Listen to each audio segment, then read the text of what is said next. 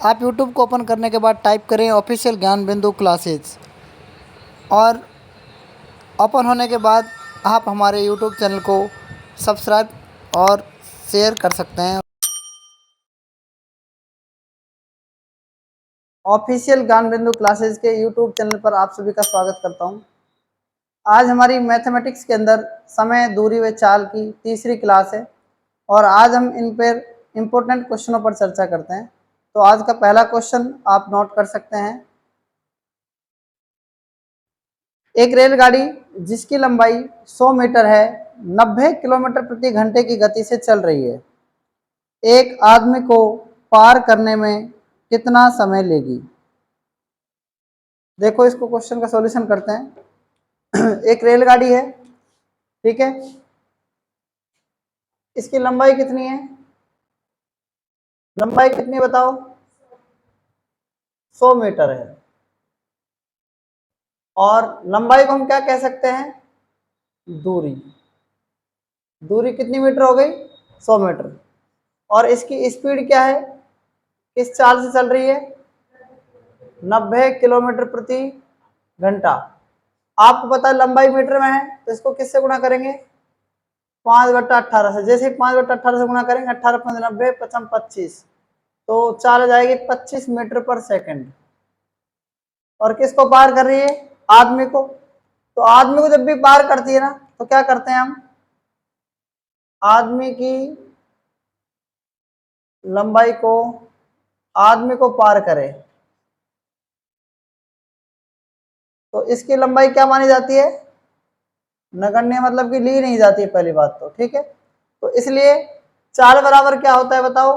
दूरी बटा समय, डिस्टेंस अपॉन में टाइम। स्पीड कितनी है?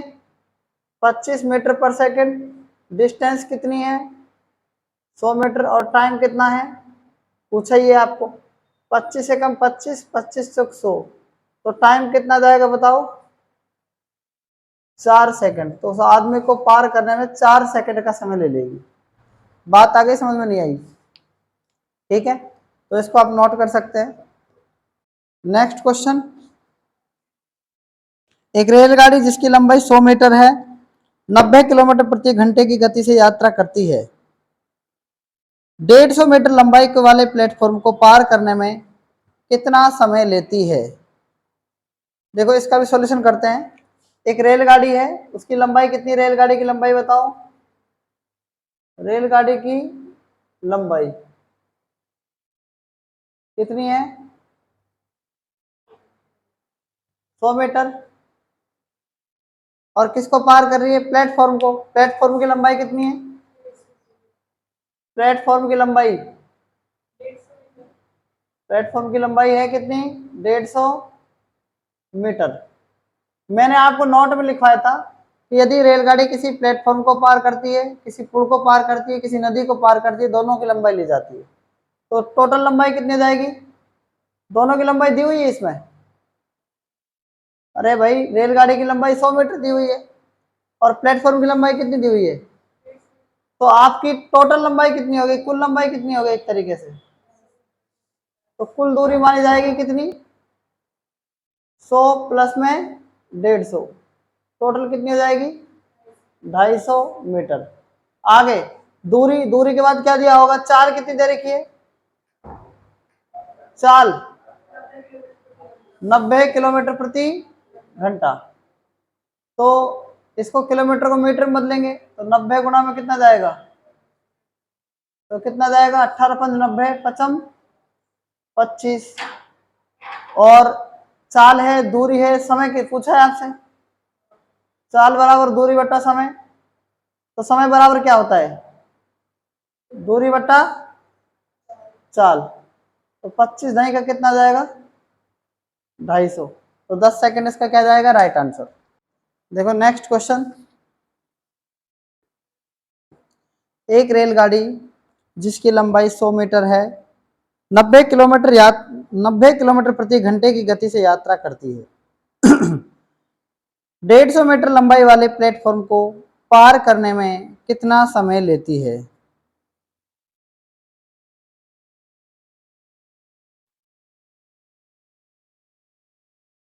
तो करते हैं इसका भी हम सॉल्यूशन।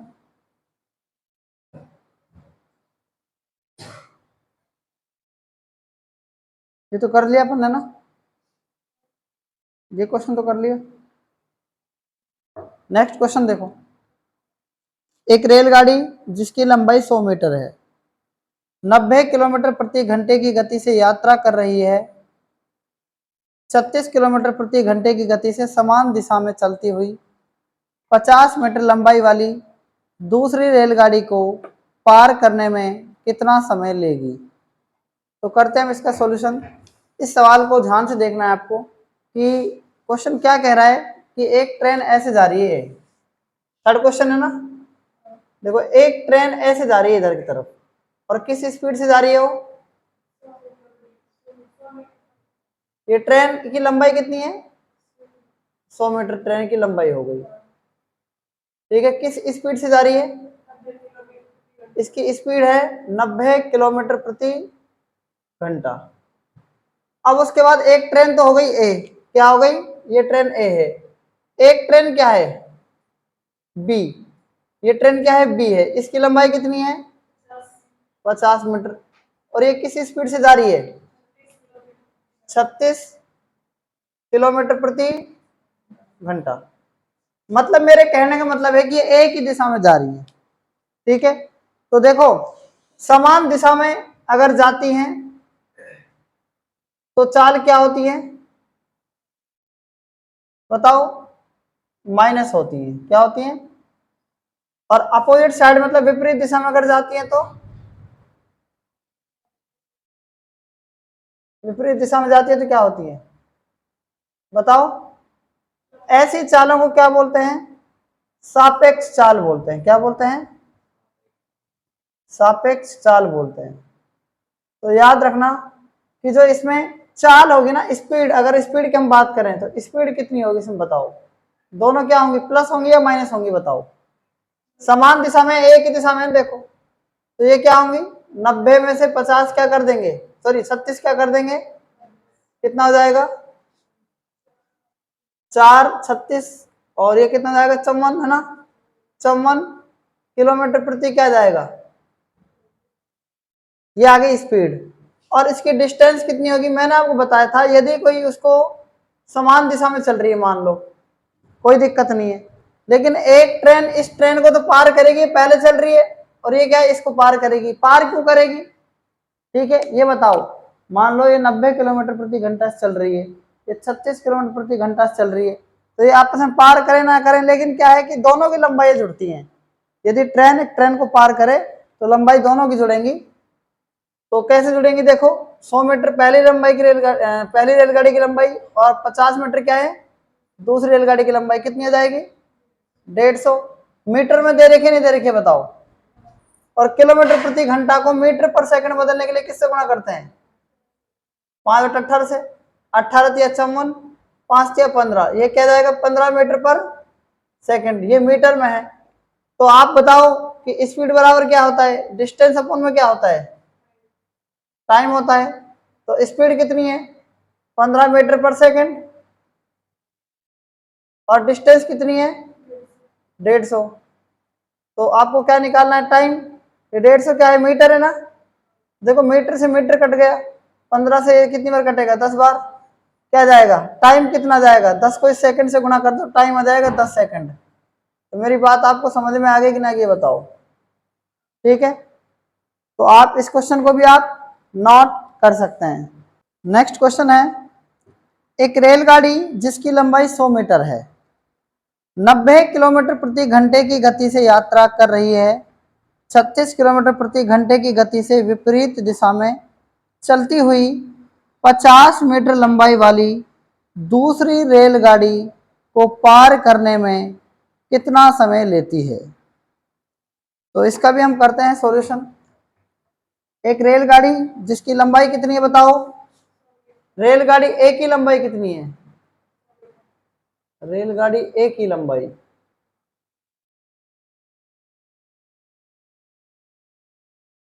100 मीटर। एक रेलगाड़ी ए है, ये इधर जा रही है, और एक रेलगाड़ी क्या है बी है वो किधर जा रही है, विपरीत दिशा में जा रही है, तो ये आके इसमें टक्कर लगेगी या मतलब ये एक तरीके से पार कर लेंगी, पटरी बदल जाएगी आगे। तो ए की लंबाई कितनी है, 100 मीटर है, और बी की लंबाई कितनी है, बताओ बी की लंबाई कितनी है इसके अंदर, 50 मीटर है, तो रेलगाड़ी बी की लंबाई कितनी होगी, 50 मीटर। लेकिन जो रेल ए की स्पीड है ना वो कितनी है, 90 किलोमीटर प्रति घंटा। कितनी है, ए की स्पीड कितनी है, 90 किलोमीटर प्रति घंटा है ना, और इसकी स्पीड कितनी, बी की 36 किलोमीटर प्रति घंटा।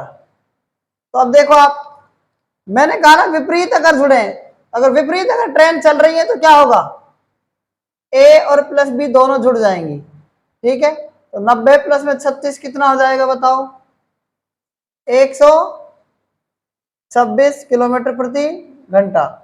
ये क्या हो गई इनकी स्पीड। डिस्टेंस कितनी हो जाएगी, डिस्टेंस तो वैसे ही जुड़ती है क्योंकि पार अगर करें तो कितनी हो जाएगी, 150 मीटर। एक मिनट, यहाँ पर क्या करना है आपको, 126 किलोमीटर को मीटर पर सेकंड में बदलेंगे।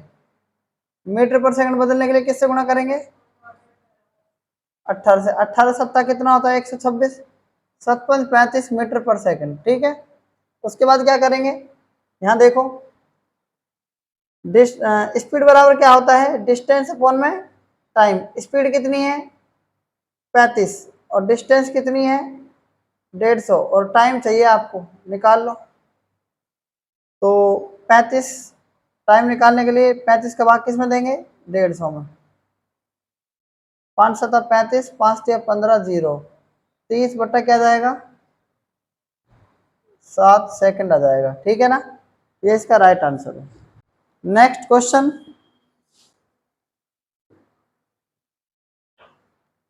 एक रेलगाड़ी जिसकी लंबाई 100 मीटर है, 90 किलोमीटर प्रति घंटे की गति से यात्रा कर रही है। 50 मीटर लंबाई की दूसरी रेलगाड़ी में बैठे एक व्यक्ति को 36 किलोमीटर प्रति घंटा की गति से उसी दिशा में चलते हुए पार करने में कितना समय लगेगा। तो देखो करते हैं इसका हम सॉल्यूशन। इस सवाल पर ध्यान देने की विशेष आवश्यकता है, ठीक है। देखो दो ट्रेन है, कितनी ट्रेन है, एक ट्रेन तो क्या है, ए है, एक ट्रेन क्या है, ए है, एक ट्रेन क्या है, ए है। देखो एक ट्रेन क्या बना दी मैंने, ए बना दी, ठीक है।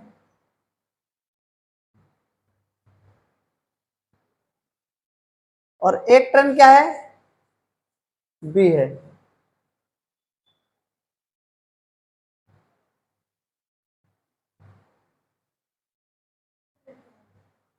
ये ट्रेन क्या है बताओ, ए है, और ये ट्रेन क्या है, ए की दिशा में चल रही है। कहां चल रही है, ए की दिशा में चल रही है, ठीक है। और ट्रेन ए की लंबाई कितनी है, 100 मीटर। ट्रेन ए की लंबाई कितनी है, 100 मीटर। ट्रेन बी की लंबाई कितनी है, 50 मीटर। उसके बाद ये जो ट्रेन है ना, ये वाली ट्रेन, ये ट्रेन और ये ट्रेन दोनों एक ही दिशा में चल रही है, आपको ध्यान रखना है। अब ट्रेन ए की स्पीड कितनी है, इसकी स्पीड कितनी, 90 किलोमीटर प्रति घंटा, ठीक है, इसकी स्पीड है। और इसकी स्पीड कितनी है, 36 किलोमीटर प्रति घंटा, ठीक है। दो बात आपको समझ में आ गई इसके अंदर, इसकी डिस्टेंस 100 मीटर, इसकी स्पीड 90 किलोमीटर प्रति घंटा, इसकी डिस्टेंस 50 मीटर, इसकी स्पीड 36 किलोमीटर प्रति घंटा है। कितनी है, 36 किलोमीटर प्रति घंटा है। इतनी बात समझ में आ गई ना आपको। अब यहां ध्यान दो, मतलब कि जो ए ट्रेन चल रही है ना, ए ट्रेन, ठीक है, ए ट्रेन मान लो चल रही है, और ए ट्रेन में, ए ट्रेन का मतलब क्या है कि ये 100 मीटर और 90 किलोमीटर, इनके दोनों के अंदर एक व्यक्ति बैठा हुआ है। अब किसके अंदर बैठा हुआ है, क्वेश्चन को पढ़ो। दूसरी रेलगाड़ी में बैठे एक व्यक्ति को 36 किलोमीटर प्रति घंटे की गति से उसी दिशा में चलते हुए पार करने में कितना समय लगेगा। मतलब कि कौन सी ट्रेन में बैठा है व्यक्ति, दूसरी ट्रेन में, मान लो कि यहां पर एक व्यक्ति बैठा है इस दूसरी ट्रेन के अंदर, इसको पार करनी है। समझ में आई मेरी बात? यहां जो व्यक्ति बैठा है ना, उस व्यक्ति को पार करने में कितना समय लगेगा। तो आपको मैंने बताया था कि कोई भी व्यक्ति को, चाहे दूसरी ट्रेन में बैठा है व्यक्ति, लेकिन अगर कोई व्यक्ति को पार करे, कोई खंबे को पार करे, कोई पेड़ को पार करे, कोई मीनार को पार करे, कोई टावर को पार करे, तो हमें उसमें किसकी लंबाई को नहीं लेना है? उस दूसरी ट्रेन की लंबाई को नहीं लेंगे। बात आई कि नहीं आई समझ में? ठीक है, तो टोटल जो हमारी डिस्टेंस है ना, वो कितनी है बताओ? वो सिर्फ 100 मीटर ही ली जाएगी। ये बात समझ में आ गई कि नहीं आ गई आपको? और एक ही इस दिशा में चले तो एक दिशा के लिए क्या करते हैं बताओ? स्पीड को माइनस करते हैं। ठीक है, तो 100 तो 90 माइनस 36 कितना हो जाएगा? 54, और गुणा में 5/18 से मल्टीप्लाई, क्योंकि मीटर पर सेकंड में बदलना है। 5 से 15 मीटर, और पर क्या जाएगा? सेकंड। इतनी बात समझ में आ गई? अब क्या पूछा है इसमें? टाइम पूछा है आपको। तो समय कैसे निकालेंगे? देखो, समय बराबर क्या होता है? दूरी बटा चाल। क्या होता है? दूरी बटा चाल। ये है 15, 5 से काटो, 20/3 सेकंड का इसमें टाइम लग जाएगा आपको। ठीक है, इसको पार, इस व्यक्ति को पार करने में। अगर व्यक्ति पार नहीं करने की कहता, अगर ट्रेन के अंदर व्यक्ति नहीं पार होता, तो सवाल ऐसे ही होता जैसे मैंने आपको पहले कराया था। ठीक है, तो इस क्वेश्चन को भी आप नोट कर सकते हैं। नेक्स्ट क्वेश्चन है, 100 मीटर लंबाई की वाली एक रेलगाड़ी 90 किलोमीटर प्रति घंटे की गति से यात्रा करती है। 54 किलोमीटर प्रति घंटे की गति से विपरीत दिशा में चलती हुई 50 मीटर लंबाई वाली दूसरी रेलगाड़ी में बैठे एक व्यक्ति को पार करने में कितना समय लगेगा? तो आप मेरी बात को ध्यान से समझें कि आप बताओ, ये दो रेलगाड़ी आपको दी हुई हैं, और एक रेलगाड़ी तो इधर से चल रही है और एक दूसरी रेलगाड़ी कहाँ चल रही है? इधर चल रही है। मतलब क्या कह रहा है? ये कहने का मतलब बताओ, मतलब क्या कह रहा है? इधर चल रही है, विपरीत। ठीक है, ए रेलगाड़ी की लंबाई कितनी है? दूसरी रेलगाड़ी की लंबाई कितनी है? सेम ले रहे हैं हम, 50 मीटर। और आप बताओ टोटल लंबाई इसकी होगी कि नहीं होगी? बताओ, टोटल दूरी होगी या नहीं होगी? नहीं होगी, क्योंकि दूसरी रेलगाड़ी में बैठे व्यक्ति को पार करना है। बस बात इतनी है कि केवल विपरीत दिशा में चल रही है, तो कुल दूरी तो वही 100 मीटर ली जाएगी। और इसकी स्पीड कितनी थी बताओ? 90 किलोमीटर प्रति, और इसकी स्पीड 36 किलोमीटर प्रति घंटा। 54 है तो 54 है, 54 लिख दो, 54 किलोमीटर प्रति घंटा। तो बताओ, दोनों की स्पीड जुड़ेगी या घटेगी? तो स्पीड मतलब कि चाल क्या जाएगी? सापेक्ष चाल हो गई एक तरीके से। सापेक्ष चाल कितनी है? 90 प्लस में 54 कितना हो जाएगा? किलोमीटर प्रति घंटा। 5/18 से गुणा करेंगे ना, 18 कितना होता है बताओ? 144, 8.40 मीटर पर क्या जाएगा? सेकंड। आप बताओ कि चाल बराबर क्या होता है? दूरी बटा समय। स्पीड कितनी है? 40। डिस्टेंस कितनी है? डिस्टेंस कितनी है बताओ? 100 मीटर। तो टाइम कितना लग जाएगा? 0 से 0 कट जाएगा, 2 दूनी 4, 2 5 10, 5 का आधा कितना होता है? 2.5 सेकंड। तो कहने का मतलब टाइम जो आएगा इसका कितना जाएगा? 2.5 सेकंड आ जाएगा।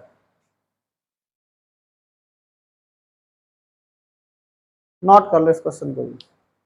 देखो, अब कुछ हमारे दो इंपॉर्टेंट पॉइंट रह गए, उन दो इंपॉर्टेंट पॉइंट को हम पढ़ते हैं। महत्वपूर्ण बिंदु।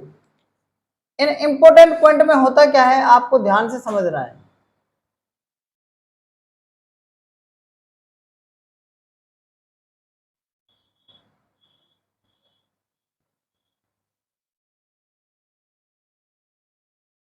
देखो एक बार, पहला पॉइंट क्या है? पहला पॉइंट क्या कहता है?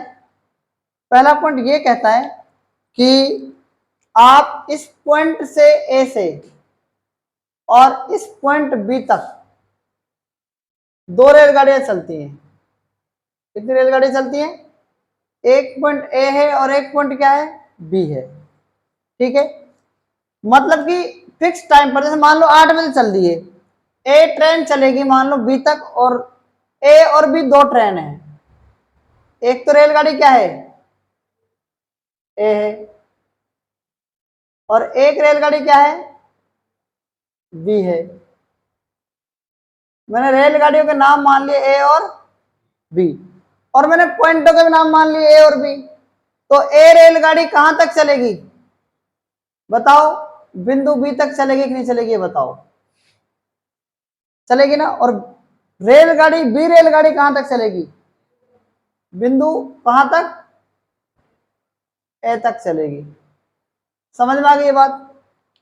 और जब ये रेलगाड़ी ए पॉइंट बी तक चलती है तो कितना टाइम लेती है, मान लो कि इन्होंने स्मॉल ए सेकंड ले लिया, कितना ले लिया, और रेलगाड़ी बी पॉइंट नंबर बी ए तक चलती है, रेलगाड़ी बी पॉइंट नंबर ए तक चलती है, तो इसने टाइम कितना ले लिया, 20 सेकंड ले लिया। बात समझ में आ गई कि नहीं आ गई ये बताओ। तो देखो, ए की स्पीड बटा में बी की स्पीड, ए की स्पीड और बराबर बी की स्पीड, तो आपको अंडर रूट लिखना है, फिर नीचे भी आपको क्या करना है, अंडर रूट लिखना है। डायरेक्ट फॉर्मूला है, बुक में भी मिल जाएगा आपके फॉर्मूला। ठीक है, निकला कैसे मैं आपको ये बताऊंगा, ये फॉर्मूला आया कैसे, ये इंपॉर्टेंट है। तो मुझे ये बताओ कि इसमें ए की स्पीड अगर पूछे, तो बात को ध्यान से सुनना, ए की स्पीड अगर आपसे पूछे, मतलब रेलगाड़ी ए पॉइंट नंबर बी तक जा रही है और बी रेलगाड़ी कहां तक जा रही है, पॉइंट नंबर ए तक जा रही है, तो इनको स्मॉल ए सेकंड और स्मॉल बी सेकंड का टाइम लगेगा। तो इनका फॉर्मूला होगा ए से मिलने के बाद बी द्वारा लिया गया समय, ए से मिलने के बाद, ए से मिलने के बाद, ए से मिलने के बाद बी द्वारा लिया गया समय, लिया गया समय। और ये क्या है, बी से मिलने के बाद, बी से मिलने के बाद ए द्वारा लिया गया समय।